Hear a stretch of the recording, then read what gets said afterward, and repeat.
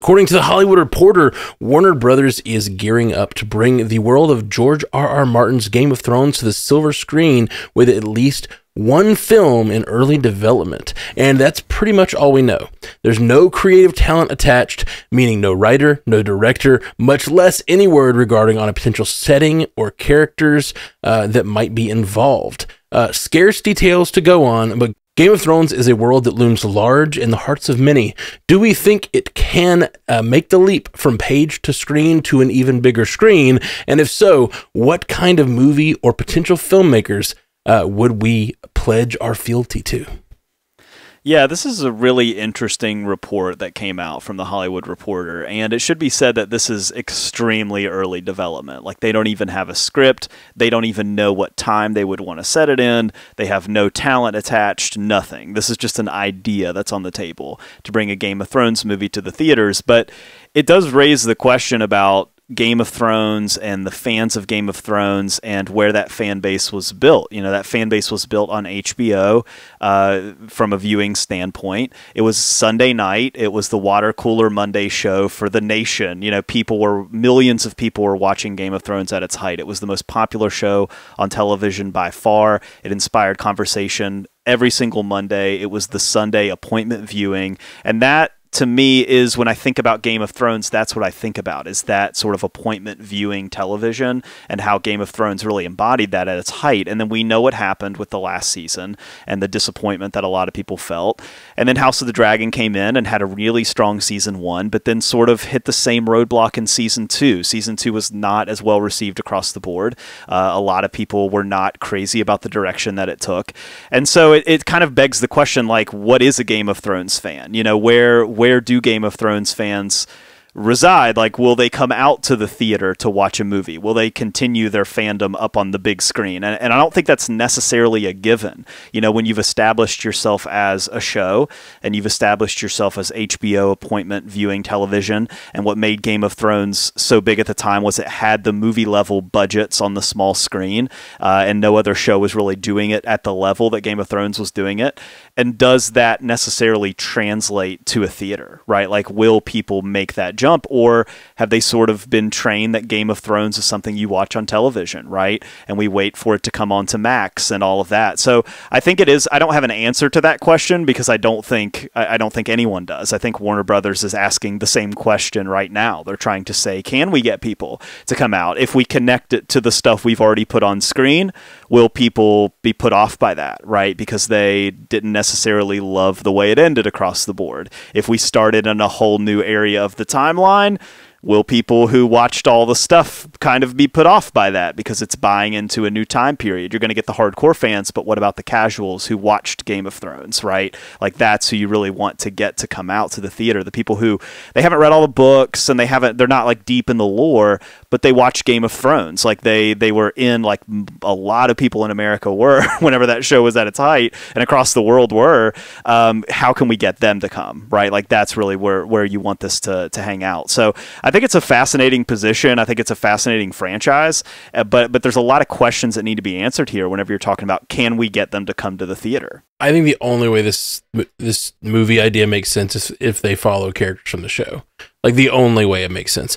I think that until you were just talking about it, Jay, I never really thought about how disappointing, as a fan of geeky stuff, the Game of Thrones ending was very disappointing.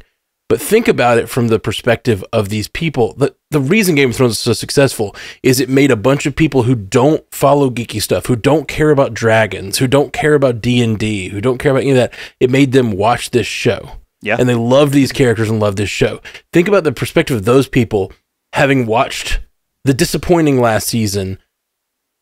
Like, I could just totally imagine being like, oh, I'm finally becoming a fantasy person. You know, like, this is a thing I'm really enjoying. I've never been a fantasy person. Fantasy can be this good. And then that disappointing ending, like, that's really painful. And like, maybe makes you turn away from the whole thing altogether, which is probably one of the reasons they're having struggles putting together a new show that would work. But I only think this series jumping to a movie makes sense if they're following the paths of characters that we want to know where they ended up, and we're unhappy with the ending we got. So give us a movie that gives us, you know, Tyrion and Jon Snow and like and the other characters that survived, and let us see like where those characters that were beloved ended up for real, in a better way. Like give us some last more fulfilling battle for them to fight, you know. We just had this conversation last week about can TV shows jump to the big screen, and we couldn't come up with any really good examples. So I mean, and we had people comment on Spotify with some examples. Thank you to the people. So this would be interesting. I think, and I'm bad and I haven't watched Game of Thrones yet. Don't worry, Ashley's breathing down my neck about it. I plan to start sometime soon. But I have watched House of the Dragon. I think that a new timeline makes more sense, maybe to start fresh, start clean, because of how badly the taste in people's mouths is about the end of Game of Thrones. Or just standalone, like you're saying, follow a character you love.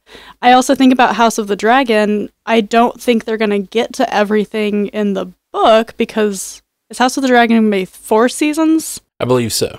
But there's the potential for a continuation of that show too. So I think the potential is there. I think people would absolutely go see it 100%.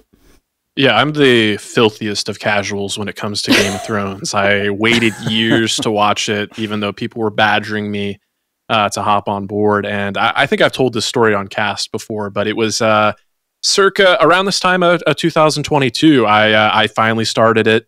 I think it was because I was hearing all the positive buzz for House of Dragon, and I binged it. Like, I flew through the thing, and I got to season 6.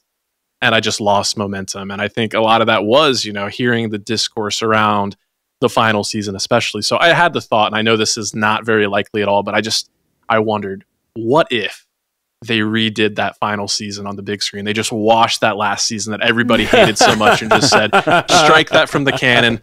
We're doing it again on the big screen with the budget.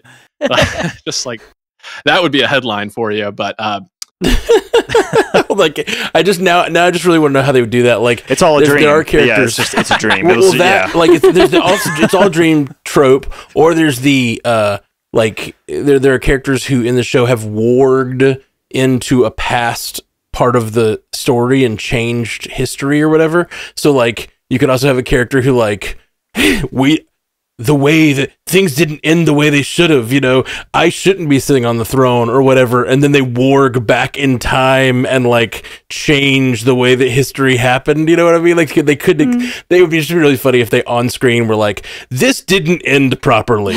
Let me change it, you know? Instead of hold the door, hold the green light. Hold the green light. But yeah, I am by no means a subject matter expert, so I can't speak to, you know, what's going on with House of the Dragons or the way things wrapped up or timelines or anything like that. But I will say Maisie Williams' character was always a standout for me. And given the age of her character, I think there is a future to explore there depending on her fate. And Maisie Williams is super talented. I don't know what she's got going on these days, but I haven't heard that much from her, so that could be a good vehicle. And then dancing around spoilers here, but a character that was in the periphery of Daenerys was my favorite character, Jorah Mormont. And you get his background teased a little bit throughout those first 6 seasons. And based on what we get teased, I think that is a pretty ripe and riveting story that I personally would be very interested in. But Matt, I think you're right. I think in order to get the butts in the seats and to get the box office haul that they're looking for, you have to have some recognizable characters that cross over. You could, you know, take the approach, new timeline, new characters, and maybe that pays off in dividends, but I don't see it at this point in time. Yeah. Wasn't there maybe a spinoff for Jon Snow that got shelved? It's always talked about, and then it seems to have been canceled at some point. The future is possible. Yeah, I'm wondering if that's exactly what's going on here. Because the jumping, using an existing character to jump to big screen makes sense on 2 realms, because it's what will get butts in the seats, but it's also all of these actors who did their time on television and want to make a big blockbuster movie. True. Like, get the chance. That's a way to entice them. Be like, no, this isn't HBO. You were going to be in theaters. Like, you could, you know, you could be the #1 movie that week, you know, like you could get a #1 movie under your belt and then move on as a movie actor instead of a TV actor. And I think a lot of these guys have tried to make that leap, and it's been shaky for them. Like, getting a Game of Thrones movie under the belt could be a way to entice all those actors who were off doing disparate things back. Maybe if Kit Harington is in a Game of Thrones movie, Kevin Feige will be like, "Oh yeah, you are in one of mine. We'll do something with you." Right. That's right. Blade. Maybe we should make a Blade movie. Aw, poor Blade. Poor Blade. Poor Blade. You made me think of Emilia Clarke, and I love Emilia Clarke. She's super talented, great in Game of Thrones, but she feels like she's cursed. It's like if she gets attached, it's the to Game of Thrones in general. Is it a Game of Thrones curse? With her. I mean, think about it. Like, go through the list. Go through the list of all of these actors and actresses that were in Game of Thrones. You start to lose track of things that they're in, and that's been a conversation about, like, has Game of Thrones. I mean, obviously, Jason Momoa is probably brought them stardom, but he was out pretty early on that show. True, I mean, he wasn't in the he wasn't in the last little bit. So did those last couple seasons? If you made it to the end, that's the end for you. Yeah, like do these last couple seasons, do they kind of hurt the careers of? I mean, it obviously 100%. made them a lot of money, like and all that, but. Yeah, you really look at it, and it's like Sophie Turner, like Maisie Williams, like Kit Harington. It's like they haven't ascended stardom like we thought that they would after Game of Thrones, and I think a lot of that has to do with the way that these last seasons. If I'm those people's agents, I'm not necessarily being like, yeah, let's sign up for that again. Like, let's get you on the big screen for Game of Thrones. Like, I'm kind of like, maybe we should distance ourselves from it a little bit. Well, and that can be the pitch is like, we know we did you wrong.